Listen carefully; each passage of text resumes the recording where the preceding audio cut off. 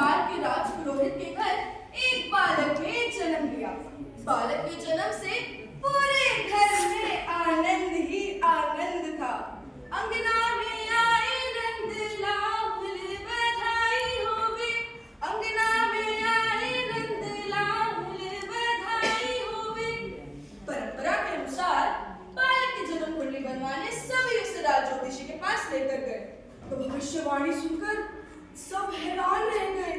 राज ज्योतिषी ने बताया कि जिस अशुभ योग में बालक का जन्म हुआ है, वे लोग आपको डाकू या फिर हत्यारे बनते हैं। यह सुनकर तो जैसे घर वालों के पैरों तले जमीन ही खिसक गई। तभी सबने विचार विमर्श कर ये निश्चित किया कि क्यों ना बालक का नाम अहिंसक रख दिया जाए। यदि बार बार उसे इस नाम से पुकारा जाएगा तो उसके मन में हिंसा की भावना आएगी नहीं। जी हाँ, बिल्कुल ऐसा ही हुआ। अहिंसक बड़ा ही मेधावी व कुशाग्र छात्र बना, परंतु उसकी काबिलियत उसके सहपाठियों की ईर्ष्या का कारण बनी और उनके रचाए गए षड्यंत्रों के कारण उन्हें आश्रम छोड़ भाग जाना पड़ा।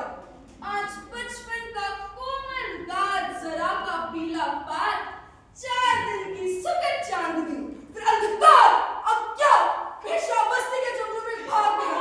वहां जाकर लोगों की हत्या करने लगा।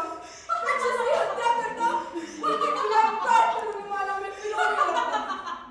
रूप में विकराल सा, भस्म लगा महाकाल का, अंगुलियों की माल है, हस्त में कृपाण है, रक्त मुख पर सज रहा, बढ़ रहा यह काल सा।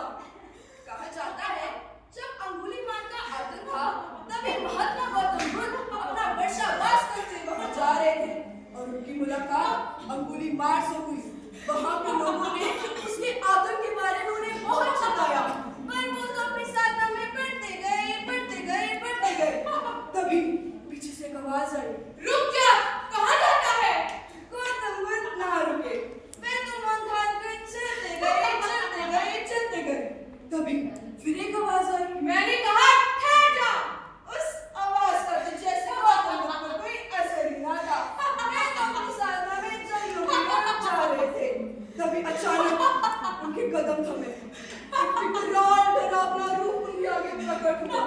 उसे देख बुद्ध बोले, मैं तो ठहर गया, तू कब ठहरेगा?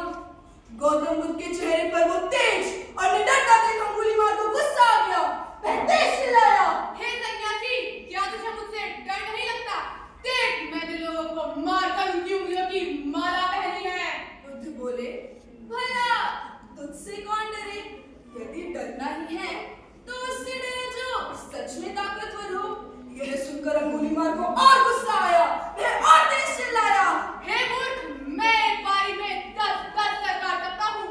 बुद्ध बोले, यदि तुम सच में ताकतवर हो तो जाकर उस पेड़ की कुछ पत्तियां तोड़ लाओ। अंगुलीमाल हंसते हंसते गया, वह हंसते हंसते कुछ पत्तियां तोड़ लाया और अहंकार में बोला, भला इसमें कौन सी ताकत की आवश्यकता थी? कहता तो मैं पूरा वृक्ष ही उखाड़ लाता। बुद्ध बोले, नहीं, वृक्ष उखाड़ने की कोई आवश्यकता नहीं है, बस इन्हीं पत्तियों को दोबारा जोड़ लाओ। यह सुनकर अंगुलीमाल चिल्लाया, भला ये टूटी हुई पत्तियां कैसे जुड़ सकती है? बुद्ध ने बड़ी सरलता से जवाब दिया, यदि तुम इन टूटी हुई पत्तियों को दोबारा लगा नहीं सकते तो उसे तोड़ने का अधिकार तुम्हें किसने दिया? यदि तुम मनुष्य के सर दोबारा जोड़ नहीं सकते तो उसे काटने का अधिकार तुम्हें किसने दिया? यह सुन अंगुलीमाल अपनी तलवार उठा फेंका, वह बुद्ध के चरणों में आ गिरा, बोला, प्रभु मुझे अपनी शरण में ले लो। बुद्ध ने आशीष बोल उसे अपनी दीक्षा दी और तभी से वह अंगुलीमाल राक्षस से अंगू मिला भिक्षु